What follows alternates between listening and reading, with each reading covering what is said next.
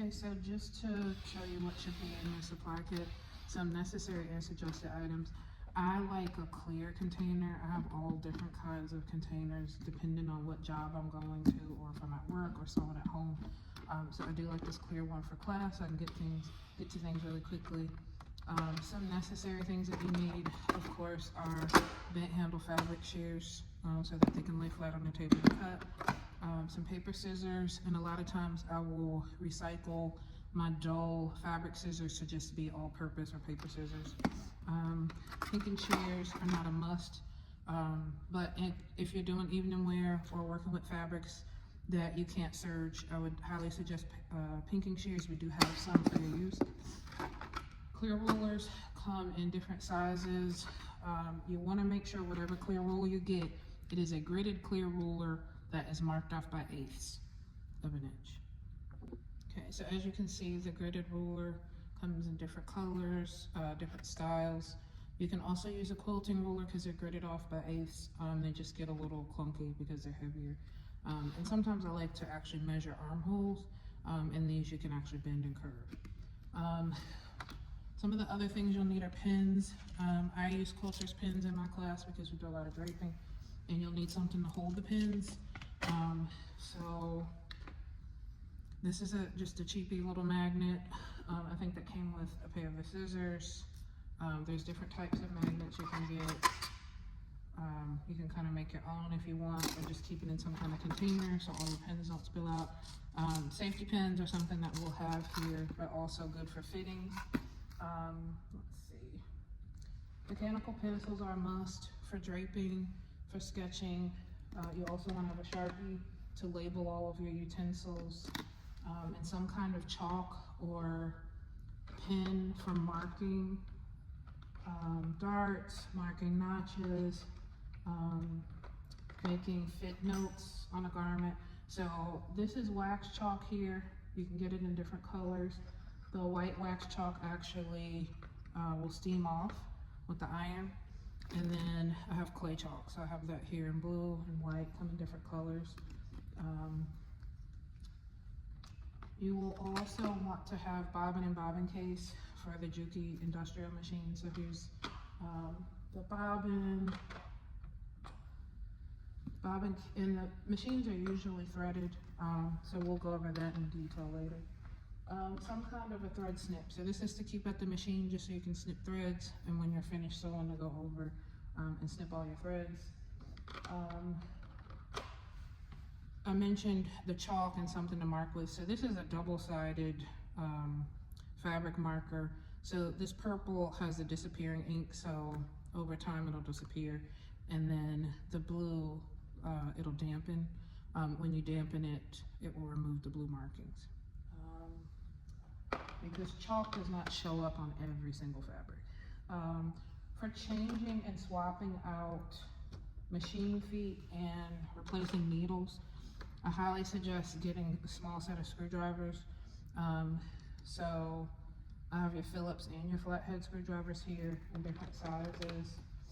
And if you do a lot of hardware, grommets, eyelets, snaps, stud buttons. I found this hammer that does fit in the kit because it's a mini hammer, and it actually has some screwdrivers in the bottom. So you have 3 sizes of screwdriver in here in the bottom. So I have 2 flatheads and a Phillips. And I don't remember how much this cost, but it wasn't too much.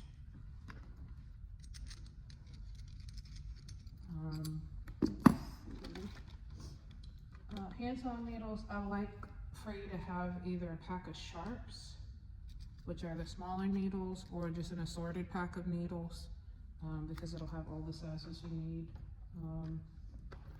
Tape, so we go through a lot of rolls of tape with flat pattern, and you want to make sure you have matte tape like Scotch tape or magic tape.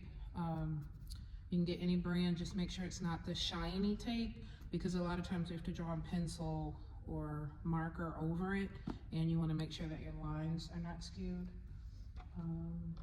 A few spools of thread. So we do have thread for your various projects, but you probably want to I usually keep a white, a black, and a contrasting colored thread. I've got a gray, just a couple spools of thread in there, just for hand sewing, or if you need to do like a last minute alteration. Sharpies, I keep Sharpies again, and I have a couple different colors in here, just to label things, and you never know. I like to keep an extra fine point Sharpie too, just to make corrections on a drape. So things that as a professional you should have, but we do actually have them. This is a smaller L square. This one's 16 inches, usually they're 24. So L square ruler. You can get these as a set, like a drafting set, the different rulers. You can also get the big ones from the hardware store, like Lowe's or Ace, the L square ruler. So we have two different types of hip curve. So one looks like this, and you'll see it called a variform curve. I actually prefer this one because you can use it for various parts of the pattern when drafting for the body. This is also a hip curve too, and you'll just see the two different kinds. This I only use for the hip, but you could use either of these. And French curve. This is a plastic one. If you can find a metal one, that's great, because sometimes these get warped if you leave them in the car, or they easily snap. But if you can get one that can fit in your kit, that would be great, because it lessens the chance of it snapping. Something else that would be nice to have, but we have for you to use, is a crease turner, and this is to get sharp points on your garments. Also a loop turner, so for making straps, turning out belts, and anything that is enclosed in a small area that you may need to turn out. In addition to the magnet, you may want a pin cushion. A lot of people like the slap bracelet ones that you can keep close to you. I prefer the magnet just in case you have a spill, you can clean it up quickly, and as you're sewing, you can just kind of throw the pins back at the magnet for faster sewing. The other thing is, this is an awl, so you can get the cheaper one. I'll show you the two different kinds, and this is what we use for flat pattern and transferring patterns and making our slopers. So these are two different kinds of awl. This one tends to be a little bit more expensive because you can also use it for leather working. This is a must-have for your kit. And a notcher. So the notcher is how we put notches in our paper patterns and our slopers and markers. Just works kind of like a hole punch, so you want to make sure you have one of those. Okay, so a few more supplies. Pattern hooks will be given to you, but that's something that you definitely should have in your kit. Some hand sanitizer for hand sewing, push pins, and I like these little metal containers because they stick to my cart. You will also need a binder with sheet protectors for sample books to put samples in. Also something for a sketchbook. So if you'd like to just put copy paper in here and use that as a sketchbook, that's also fine. Okay, so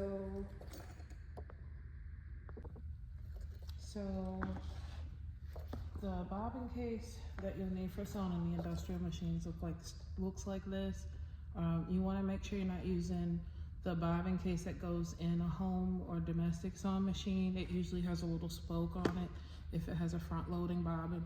This is a side loading bobbin for industrial machines. The other thing you want to make sure you have are some needle nose pliers that look like this. You also may want to invest in some crimpers, which I don't have in front of me right now, which are good for taking off and making your own zippers. Okay, beeswax for hand sewing. Sometimes it'll come in a plastic case. Tweezers for threading the serger.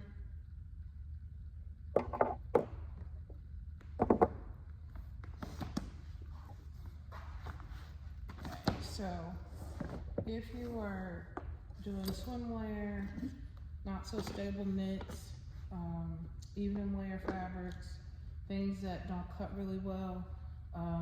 You can use a rotary cutter to get a nice clean cut, and a rotary mat.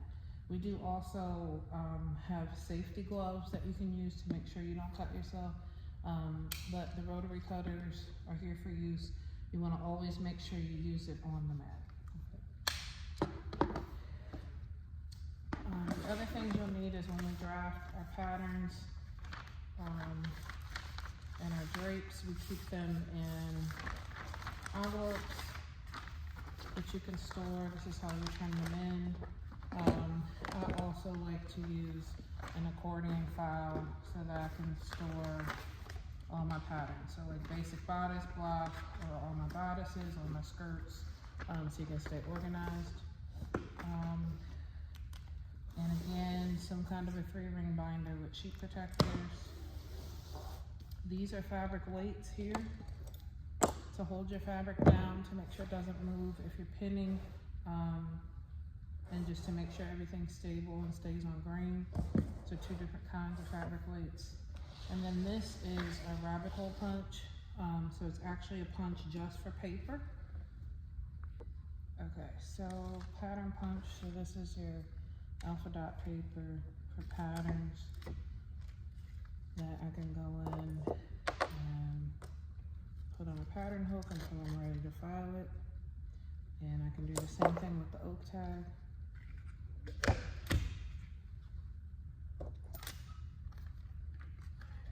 To hang my slopers.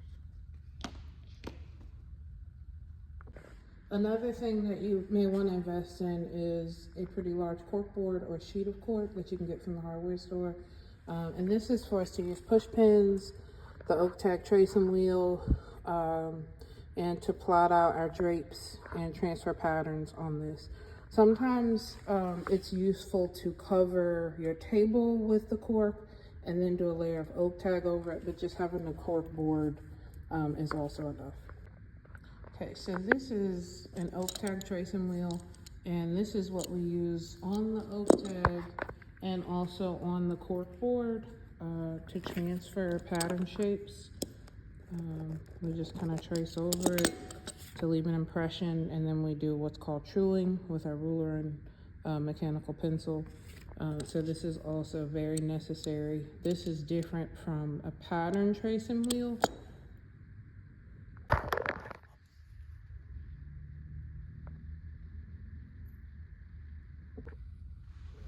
Okay, so seam rippers of 2 different kinds here. Come with a protective case.